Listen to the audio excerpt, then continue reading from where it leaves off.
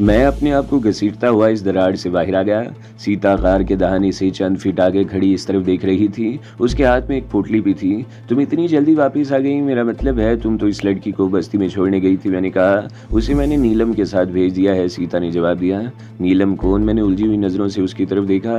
चाचा कुर्बान अली की बेटी, वो मेरे साथ आई थी, सीता ने कहा। मुझे अफसोस है सीता, मैं उस लड़की की कोई मदद नहीं कर सका था। अगर तुम बर वक्त ना आ जाती तो उस लड़की के साथ न जाने क्या होता। मैंने कहा, होता क्या? सीता बोली, वो उसका बलात्कार करते और जब बस्ती वालों को पता चलता तो वो चंद रोज के लिए कहीं गायब हो जाते। हमारे धर्म में यही तो सबसे काबिले नफरत बात है। एक ही धर्म को जातों में तकसीम करके कोई आला जात का बन बैठा है और किसी को नीच बना दिया गया है। नीच को पलीत और नापाक समझा जाता है। इसकी हवा भी ऊंची जात वालों को छू जाए तो कयामत आ जाती है। लेकिन बड़े बड़े धर्मात्मा जब किसी नीची जात की औरत को अपने बिस्तर की जीनत बनाते हैं तो उन्हें जात पात का कोई ख्याल नहीं आता। वो चंद लम्हों को खामोश हुई, फिर बात जारी रखते हुए कहने लगी, ये रमेश जम्मू के एक मंदिर के पंडित का बेटा है। यहाँ इसकी जमीन है। पंडित खुद तो जम्मू में रहता है और इसकी बीवी और बेटा यहीं रहते हैं। 20 दिन पहले भी इसने बस्ती की एक लड़की के साथ बलात्कार करने की कोशिश की थी। उसका बाप पंडित मनोहर लाल आजकल यहाँ आया हुआ है। मैं उसकी शिकायत जरूर करूंगी और मामा से भी कहूंगी। ये दिन ब दिन फैलता जा रहा है, इसका बंदोबस्त किया जाना जरूरी है। मैं गहरी नजरों से उसकी तरफ देख रहा था। उसके चेहरे पर गुस्से की सुर्खी नुमाया थी। मैंने उसमें एक तब्दीली भी महसूस की थी। पहले मुझसे बातें करते हुए वो अपने आप को हम कहती रही थी और अब अपने लिए भी वाहिद का सीगा इस्तेमाल कर रही थी। माफ़ करना जी, वो मेरे करीब बैठते हुए बोली, मैं तुम्हारे लिए कपड़े और खाना वगैरह लेकर आई हूँ। इन कम वक्तों की वजह से इतनी देर हो गई। इसने पोटली खोल ली। मैंने चाचा कुर्बान अली को तुम्हारे बारे में बता दिया था। उसने एक मरहम दिया है और फौरी तौर पर लगाने के लिए कहा है। वो कल सुबह सवेरे आकर तुम्हें देख लेगा। लो पहले रोटी खा लो। नीलम आ जाए तो हम तुम्हारे जख्म पर मरहम भी लगा देंगे और कपड़े भी तब्दील कर देंगे।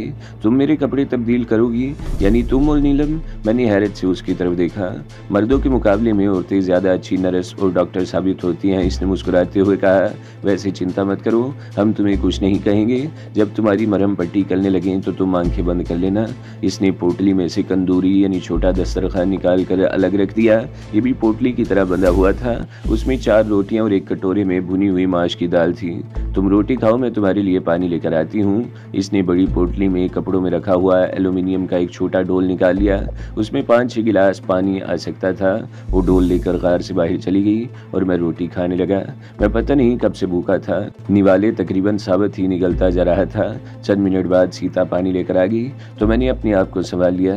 तकरीबन आधे घंटे बाद नीलम भी आ गई। उसे देखकर मैं पलके झपकना भूल गया। माना सीता भी बहुत हसीन थी, लेकिन नीलम की बात ही कुछ और थी। उसकी उम्र 20-21 के लगभग रही होगी। भरपूर जवानी थी जो देखने वाले को महसूर कर देती थी।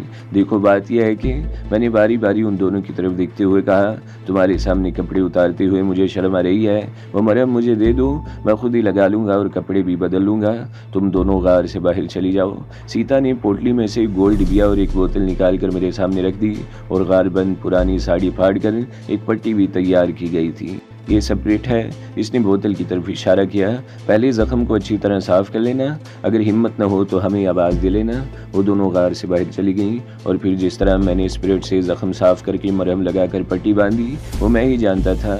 और फिर मैंने कपड़े भी बड़ी मुश्किल से तब्दील कर लिए थे और फिर मेरी आवाज़ सुनकर वो दोनों अंदर आ गई। मेरा ख्याल है इसे यहाँ रखना मुनासिब नहीं, कोई ना कोई इस तरफ आ सकता है। नीलम ने मेरी तरफ देखते हुए कहा।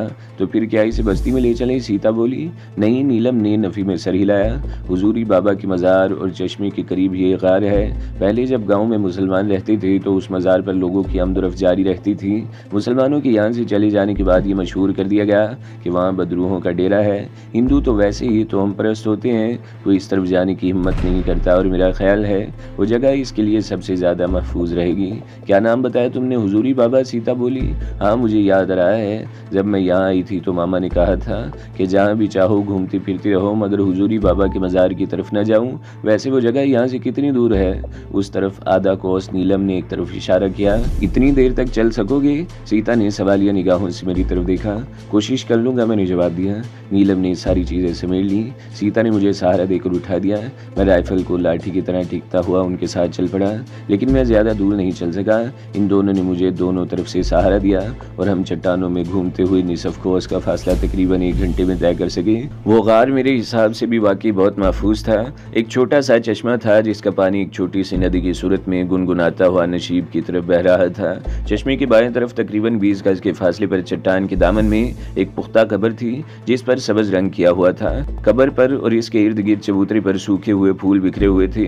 चश्मे की दूसरी तरफ एक ऊंची पहाड़ी थी जो सब्जे से ढकी हुई थी और वो गार उस पहाड़ी पर जमीन की सतह से तकरीबन 100 फीट की बुलंदी पर था। गार के दाने के सामने दरख्तों और कदादम झाड़ियों की भरमार थी। मैं गार के दाने पर इन झाड़ियों में बैठकर न सिर्फ इस चश्मे बल्कि तकरीबन 1 कोस दूर नशीब में बस्ती को भी देख सकता था। और सबसे अच्छी बात यह थी कि इस गार की पिछली तरफ एक तंग सा रास्ता भी था जो जरूरत के वक्त फरार के लिए इस्तेमाल किया जा सकता था। गार साफ सुथरा था। एक तरफ लंबी जगह पर पराली यानी गेहूं के खुश्क पौधे की लंबी चौड़ी दबीज तय बिछी हुई थी जिसे बिस्तर के तौर पर इस्तेमाल किया जा सकता था। जब हुजूरी बाबा के मज़ार पर लोग आते होंगे तो ये गार इस्तेमाल होता होगा। सूरज गुरूब होने में तकरीबन 1 घंटा बाकी था। गार के बाहर धूप मांद पड़ गई थी।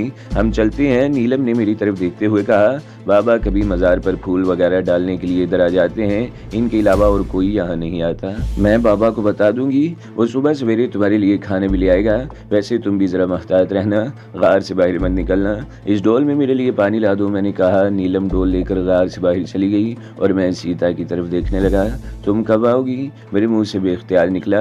दिन चढ़े आऊंगी, सीता देवी ने लजाकर जवाब दिया। तुम अपना ख्याल रखना जी, किसी को आसपास देखो तो पिछली तरफ से चट्टानों में निकल जाना। तुम्हें मेरी इतनी फिक्र क्यों है? मैंने पूछा। तुम मुझे अच्छे लगते हो, इसने नजरें झुकाकर जवाब दिया। अगर अच्छे न लगते तो मैं तुम्हें उठाकर उस गार में न ले जाती। शुक्रिया सीता देवी जी, मैं कल तुम्हारा इंतजार करूंगा, मैंने मुस्कुराते हुए जवाब दिया। नीलम पानी ले आई। मैंने डोल पराली के करीब रख दिया। वो दोनों मेरी तरफ देखते हुए रुखसत हो गई। मैं गार के दाने पर बैठा झाड़ियों की आड़ से उन्हें उस वक्त तक देखता रहा जब तक वो नजर आती रही। शाम का अंधेरा फैलने के बाद भी मैं देर तक वहीं बैठा रहा और फिर उठकर पराली पर आ गया। अंधेरा होते ही मच्छरों ने यलगार कर दी थी। यह गनीमत था कि सीता मेरे ओढ़ने के लिए एक चादर भी ले आई थी। मैंने मच्छरों से बचने के लिए चादर ओढ़ ली और मुंह भी छुपा लिया और फिर पता नहीं कब मैं नींद की आगोश में पहुंच गया। चाचा कुर्बान अली सुबह सूरज निकलने से पहले ही पहुंच गया। इसने मुझे जगाया था। एक लम्हे को तो मैं बदहवास हो गया था, लेकिन उसकी सूरत देखकर मुझे इत्मीनान हो गया। कुर्बान अली की उम्र 60 के लगभग रही होगी। सफ़ेद दाढ़ी, सर के बाल भी बर्फ की तरह सफ़ेद। वो मुझसे बड़ी हमदर्दी से पेश आया। वो मुझे एक आम कश्मीरी मुजाहिद समझ रहा था, लेकिन जब मैंने उसे अपना नाम बताया तो उसकी आंखों में तशवीश की लहरें उभर आईं। तुम्हें तलाश करने के लिए तो पूरी फौज हरकत में आ चुकी है। जंगलों और पहाड़ों में भी तलाश किया जा रहा है। यूं तो माजी में भी मुजाहिदीन के बाद लीडरों की तलाश के मसले में पुलिस और फौज सरगर्म रही है, लेकिन ये पहला मौका है कि किसी की तलाश में हेलीकॉप्टर इस्तेमाल किए जा रहे हैं। तुम खुशकिस्मत हो कि बचकर यहाँ तक आन पहुंचे, लेकिन अपने आप को महफूज मत समझना। तुम्हें बहुत ज़्यादा एहतियात करनी पड़ेगी। सीता देवी कैसी है? क्या उस पर एतमाद किया जा सकता है? मैंने पूछा। एतमाद? कुर्बान अली मुस्कुरा दिया।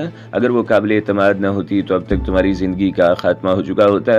वैसे तो ज़िंदगी और मौत खुदा के हाथ में है, लेकिन इस वक्त तुम्हें सीता ही का शुक्रगुजार होना चाहिए। अगर वो इस तरफ ना आ निकलती तो तुम इन पहाड़ियों में बेहोशी की हालत में ही ख़त्म हो चुके होते। वैसे ये लड़की मेरी समझ में नहीं आ सकी। इसका मामा जसवंत सिंह कटरी हिंदू है, काली की पूजा करने वाला, लेकिन मुझे हैरत है कि सीता के ख्यालात अपने ख़ानदान वालों से इतने मुख्तलिफ क्यों हैं। तुम्हें इसकी तरफ से परेशान होने की ज़रूरत नहीं। वो चंद लम्हों को खामोश हुआ, फिर बोला। इसने तुम्हें ज़ख्म और बेहोश होते हुए देखा था तो हो सकता है माज इंसानी हमदर्दी की बिना पर तुम्हें उठाकर गार में ले गई हो, लेकिन तुम्हारी टांग का ज़ख्म देखते हुए जब उस पर इंकशाफ हुआ कि तुम मुसलमान हो तो तुमसे उसकी हमदर्दी और बढ़ गई। उसने मुझे कल ही तुम्हारे बारे में सब कुछ बता दिया था और मुझसे तुम्हारी मदद की दरख्वास्त की थी। तुम्हें गार में छुपा कर और तुम्हारी मदद करने का फैसला करके उसने अपनी ज़िंदगी भी ख़तरे में डाल दी है। वो अब अपनी जान तो दे देगी मगर तुम्हारे बारे में किसी को कुछ नहीं बताएगी। हम काफ़ी देर तक सीता के बारे में बातें करते रहे। इस दौरान कुर्बान अली ने मेरे ज़ख्म का मुआयना करके नई पट्टी बांधी थी। तुम्हारा ज़ख्म काफ़ी बिगड़ चुका है मगर परेशान होने की ज़रूरत नहीं, अलबत्ता तुम्हें चंद रोज़ मुकम्मल आराम की ज़रूरत है। कुर्बान अली ने कहा। तुम्हारे लिए ये जगह महफूज है, इस तरफ कोई नहीं आता। सिर्फ मैं हफ्ते में एक मरतबा यानी जुमेरात के दिन हुजूरी बाबा के मज़ार पर आया करता हूँ। अब हर 2 दिन बाद आया करूँगा तुम्हें देखने के लिए। इस तरफ मेरी ज़्यादा आमदरफ्त किसी के दिल में शुबा पैदा कर सकती है, लेकिन ये लड़कियां तुम्हारी देखभाल के लिए आती रहेंगी। नीलम ने हिकमत के हवाले से मुझसे बहुत कुछ सीखा है, वो तुम्हारा ख्याल रखेगी। वो चंद लम्हों को खामोश हुआ, फिर जेब से गोल डिबिया निकालते हुए बोला, मेरे पास गोलियां और इंजेक्शन वगैरह तो नहीं है, लेकिन ये दवाएं ऐसी हैं जो गोलियों और इंजेक्शनों से ज़्यादा मौसर है। ये दोनों दवाएं दिन में 3 मरतबा खानी है। एक खुराक तो अभी ले लो, फिर दोपहर और शाम को खानी है। दोनों डिब्बियों में माजून जैसी कोई चीज़ भरी हुई थी। उसके रंग मुख्तलिफ थे, मगर दोनों बेहद खुश जायका थी। मैंने उंगली से लगाकर ही चाड़ ली। ये काले रंग की दवा तुम्हारा जख्म खुश करेगी, कुर्बान अली ने कहा, और ये सफ़ेद दवा न सिर्फ तुम्हारे दर्द को कम करेगी, बल्कि तुम्हें तवानाई भी फराहम करेगी। पहाड़ों और जंगलों में पाई जाने वाली जड़ी बूटियों में बड़ी तासीर होती है। ज़रूरत इस बात की है कि इन्हें सही तरीके से इस्तेमाल किया जाए। वो देर तक जड़ी बूटियों के बारे में बातें करता रहा। बाहर धूप फैलने लगी थी। अब तुम नाश्ता कर लो और आराम करो, ज़्यादा चलने फिरने की कोशिश मत करना। दोपहर को नीलम तुम्हारे लिए खाना लेकर आ जाएगी, और अगर किसी वक्त ज़्यादा तकलीफ हो तो नीलम को बता देना। कुर्बान अली उठकर खड़ा हो गया। उसने इधर उधर देखा और पानी का डोल उठाकर बाहर चला गया। कुर्बान अली मेरे लिए नाश्ते के अलावा खाने की 1-2 और चीज़ें भी ले आया था। 10 मिनट बाद वो डोल में चश्मे से ताज़ा पानी ले आया और मुझे मोहतात रहने और आराम करने का मशवरा देकर रुखसत हो गया। मैंने डोल के कुछ पानी से मुंह धोया, कुली की और नाश्ता करने लगा। नाश्ते के बाद मैं गार के दाने पर झाड़ियों की आड़ में बैठ गया और नशीब में फैली हुई वादी को देखने लगा। बस्ती के कई घरों से धुएं की लकीरें उठती हुई दिखाई दे रही थी। मैं बैठे बैठे थक गया तो गार के अंदर आकर पराली पर लेट गया। मेरी टांग में अगरचे हल्का हल्का दर्द हो रहा था, लेकिन शदीद तनाव और खिंचाव की जो कैफियत पहले थी उसमें बड़ी हद तक कमी आ गई थी। नीलम और सीता 3 बजे के करीब आई थी। मैं उसी वक्त गनूदगी में था, लेकिन उनके आ जाने से मेरी नींद काफूर हो गई। वो मेरे लिए खाना और कपड़ों का एक जोड़ा और एक कंबल भी लेकर आई थी। गुज़श्ता रात अगरचे मैंने चादर ओढ़ रखी थी, लेकिन रात भर सर्दी से ठठरता रहा था। कंबल के लिए सुबह मैंने ही कुर्बान अली से कहा था। सीता ने चश्मे से पानी लाकर मेरा मुंह धुला दिया। पानी लाने के लिए वो घी का एक खाली डब्बा साल लेकर आई थी। मैं खाना खा रहा था और वो दोनों मेरे सामने बैठी हुई थी। सीता बड़े गौर से मुझे देख रही थी। क्या देख रही हो? मैंने निवाला मुंह में रखते हुए कहा। तुम्हारी उम्र कितनी है? मैंने सवाल किया। 17 साल, मैंने जवाब दिया। बल्कि 17 साल 1 महीना और 6 दिन। चाचा कुर्बान अली ने बताया था कि तुम्हारा नाम शमरोज़ है। सीता बोली। क्या वाकई तुम वही शमरोज़ हो जिसकी तलाश में पूरी रियासत की पुलिस और फौज पहाड़ों और जंगलों की खाक छानती फिर रही है, और जिसने चंद रोज़ पहले अपने साथियों की मदद से गंदरबल के करीब एक बहुत बड़ा फौजी कानवाई तबाह किया था? हाँ, मैं वही शमरोज़ हूँ। लेकिन क्या तुम मुझे अपने सैनिकों के हवाले करने का इरादा कर रही हो? मैंने कहा। नहीं, वो मुस्कुरा दी। मुझे यकीन नहीं आ रहा। और तुम्हारे साथ एक लड़की भी तो थी जो पहलगाम के करीब किसी जगह हमारे सैनिकों के हाथों शहीद हो गई। मैं भी उसी झड़प में जख्मी हुआ था, मैंने बताया। मुझे उस लड़की के बारे में बताओ, सीता बोली। काश वो जिंदा होती, मैं उसके पैर धो धो कर पीती। ऐसी बहादुर लड़कियां तो सदियों में पैदा होती हैं। तुम भी बहुत अजीम हो, मैंने जवाब दिया। ये जानते हुए भी कि मैं कौन हूँ, मेरे हाथों तुम्हारी सेना को कितना नुकसान हो चुका है। मेरी तलाश में हेलीकॉप्टर तक इस्तेमाल किए जा रहे हैं। तुम्हें मुझसे हमदर्दी है और इश्क दाव पर लगा रखी थी, और तुमने राइफल को हाथ लगाए बगैर मुझे पनाह देकर अपनी ज़िंदगी दाव पर लगा दी है। अगर किसी को इसका पता चल गया तो तुम्हारा जो हश्र किया जाएगा तुम इसका सोच भी नहीं सकती। तुमने अनजाने में मुझे पनाह देकर जो कारनामा अंजाम दिया है, इसके लिए पूरी कश्मीरी कौम तुम्हारी एहसानमंद होगी। अनजाने में नहीं, सीता बोली। किसी अगरवादी को पनाह देना भी संगीन जुर्म समझा जाता है। मैंने जब तुम्हें जख्मी और बेहोशी की हालत में उठाया था तो इस वक्त मेरे दिल में सिर्फ इंसानी हमदर्दी थी, लेकिन तुम्हारे जख्म का जायजा लेते हुए जब मैंने देखा कि तुम मुसलमान हो तो मुझे समझने में देर नहीं लगी कि तुम मुजाहिद हो। जख्मी होने के बाद छुपते छुपाते इस तरफ निकल आए हो, और जब आज चाचा कुर्बान अली ने तुम्हारा नाम बताया तो मुझे इतनी खुशी हुई कि तुम अंदाज़ा नहीं लगा सकते। मुझे सीता की बातें सुनकर वाकई हैरत हो रही थी। क्या वाकई उसे कश्मीर मुसलमानों से इतनी हमदर्दी थी? और क्यों? इसकी वजह क्या थी? क्या वो कश्मीरी मुसलमानों को वाकई मजलूम समझकर उससे हमदर्दी का इजहार कर रही थी, या इसकी वजह कुछ और थी? और वो क्या वजह हो सकती थी? नीलम इस दौरान खामोश बैठी मेरी तरफ देखती रही थी।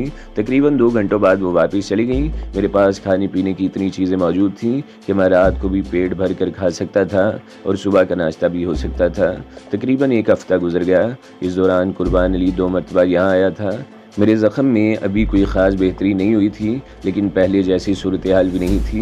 मुझे यकीन था कि अगर इसी तवज्जो से इलाज होता रहा और मुझे आराम करने का मौका मिला, तो चंद रोज़ बाद मेरा ज़ख्म मुंतमिल होना शुरू हो जाएगा। कुर्बान अली से मुझे सूरत हाल का पता चलता रहता था। अंगूरी की शहादत को भारतीय फ़ौज अपना एक बहुत बड़ा कारनामा अंजाम दे रही थी। जिन भारतीय फ़ौजियों ने उस कार्रवाई में हिस्सा लिया था, उन्हें न सिर्फ तरक्कियाँ दी गई थी, बल्कि उन्हें ग्रां कदर नकद इनामात से भी नवाजा गया था। मेरी तलाश का सिलसिला अब भी जारी था, गो कि इसमें पहले जैसी गर्मजोशी नहीं रही थी। ताहम मेरी तलाश में पहलगाम और इसके गिरदोनवा की बस्तियों में मुसलसल छापे मारे जा रहे थे। इस झड़प में चूंकि मैं भी जख्मी हुआ था, इसलिए भारतीय फौजियों को यकीन था कि मैं उस इलाके से ज़्यादा दूर नहीं गया हूँगा और किसी बस्ती या फार्म हाउस में पनाह लिया हूँगा या पहाड़ियों में किसी गार में छुपा हूँगा। उस इलाके में दूर दूर तक पहाड़ों और जंगलों में भी मुझे तलाश किया जा रहा था। ये बात तो शायद वो लोग सोच भी नहीं सके होंगे कि मैं ज़ख्मी हालत में 2 दिन तक मुसलसल सफ़र करते हुए वहाँ से इतनी दूर पहुँच चुका हूँ, और शायद यही वजह थी कि डोडा की तरफ मेरी तलाश पर ज़्यादा जोर नहीं दिया गया था। दूसरी तरफ सिवाय इस बस्ती की तमाम आबादी कट्टर हिंदुओं पर मुश्तमिल थी और यहाँ से कोई ख़तरा नहीं था। चंद रोज़ और गुजर गए, अब मेरा ज़ख्म मुंतमिल होना शुरू हो गया था। सीता और नीलम रोज़ाना ही किसी न किसी तरफ छुप छुपा कर यहाँ जाती, उसकी वजह से भी मुझे बड़ा हौसला मिला था। सीता देवी की बातों से मेरी बड़ी ढारसबंदी थी, उससे मुझे बहुत सी बातें भी मालूम होती रहती थी। नीलम कुछ लिए दिए रहती थी, लेकिन सीता मुझसे कुछ ज़्यादा ही बेतकल्लुफ़ हो गई थी। मुझे भी वो अच्छी लगने लगी थी और मैं भी ज़्यादातर उससे बातें करता था, जबकि नीलम खामोश बैठी हमारी बातें सुनती रहती। कभी वो हम दोनों को बातें करता छोड़कर गार से बाहर चली जाती। ऐसे ही एक मौके पर सीता बातें करते हुए मेरी तरफ झुक गई और फिर अचानक ही इसने मुझे अपनी गिरफ्त में लेकर अपने होंठ मेरे गाल पर रख दिए। मेरे दिमाग में धमाके से होने लगे, पूरे जिस्म में करंट सा दौड़ गया। गार के बाहर कदमों की आहट सुनकर सीता ने तो मुझे छोड़ दिया, लेकिन मैं देर तक अपने गाल पर उसके होंठों की तपिश महसूस करता रहा। नीलम ने अंदर दाखिल होकर हमारी तरफ देखा और फिर उसके होंठों पर खफीफ सी मुस्कुराहट आ गई। मेरे चेहरे को देखकर शायद उसने सूरत हाल का अंदाज़ा लगा लिया था। उस रोज़ वो मामूल से ज़्यादा देर तक मेरे पास रही थी, उसकी वजह से मुझे बड़ा सहारा था और ये मेरी खुशकिस्मती थी कि किसी को उन पर शुबा नहीं हुआ था कि वो बस्ती से निकल कर कहाँ गायब रहती हैं। एक रोज़ मैंने उनसे ये बात पूछी भी थी और सीता ने मुस्कुराते हुए कहा था, मैं सैर व तफरीह के लिए यहाँ आई हुई हूँ, घर में कैद होकर बैठने के लिए नहीं। मेरा मामा बस्ती का मुखिया है, कोई मेरी तरफ उंगली उठाने की हिम्मत नहीं कर सका, और वैसे भी हम बस्ती से निकल कर न जाने कहाँ कहाँ घूमती हुई इस तरफ आती हैं, किसी को हम पर शुबा नहीं हो सकता। 20-22 दिन गुजर गए, मेरा ज़ख्म अब काफ़ी बेहतर हो गया था और मैं गार के अंदर थोड़ा बहुत चलने भी लगा था। चाचा कुर्बान अली अब भी दूसरे तीसरे दिन चक्कर लगा लेता, उसकी तवज्जो से ही मैं उठकर चलने के काबिल हो सका था। सीता अब कभी कभी अकेली भी आ जाती और जब वो अकेली आती थी तो कुछ ज़्यादा ही खेलने की कोशिश करती थी। मेरी मुज़ामत उसके इरादों में रुकावट बनी हुई थी। उस रोज़ दोपहर को मैं ऊँग गया और फिर हल्की सी आहट से मेरी आँख खुल गई। मेरी नज़रें फ़ौरन ही गार के दाने की तरफ उठ गईं। मुझे एक रंगीन अंचल सा लहराता हुआ नजर आया और निगाहों से ओझल हो गया।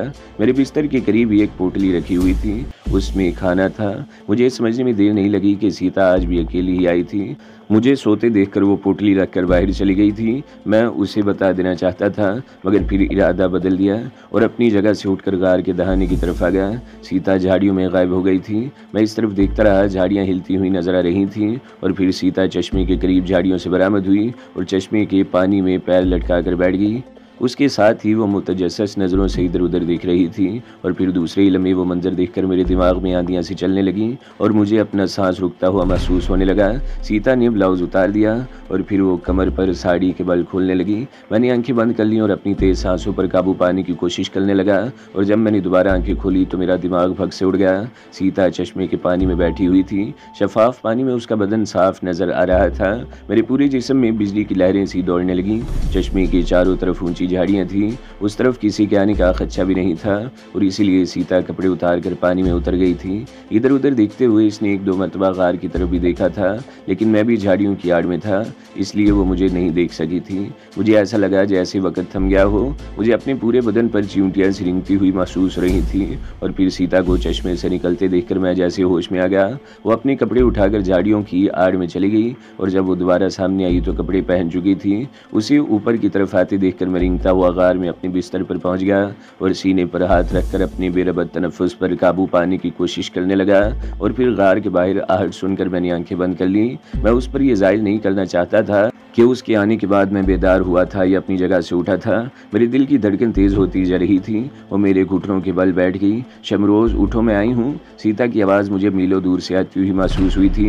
मुझे आवाज़ देने के साथ ही इसने अपने सर को भी होले से झटका दिया था और इसके बालों से निचड़ते हुए पानी की चंद बूंदें मेरे चेहरे पर पड़ी और मैंने आंखें खोल दी। वो मेरे ऊपर झुकी हुई थी। उसके ब्लाउज का ऊपर वाला एक टच बटन खुला हुआ था और ब्लाउज के अंदर का मंजर मेरे हवास उड़ा देने के लिए काफ़ी था। और फिर मैं वाकई अपनी हवास खो बैठा। मैंने सीता को बाहों से पकड़ लिया। उसकी आंखों में एकदम सुर्खी तैर गई। उसने एक लम्हे को मेरी आंखों में झांका और मेरे ऊपर झुकती चली गई। हमारे बीच तमाम फासले मिट गए। तो दोस्तों, अगली किस्त सुनने के लिए हमारे चैनल को ज़रूर सब्सक्राइब करें, वीडियो को लाइक करें और बेल के आइकन पर भी क्लिक कर दें ताकि हर जो आने वाली वीडियोज़ हैं वो आपको सबसे पहले मिलती रहें।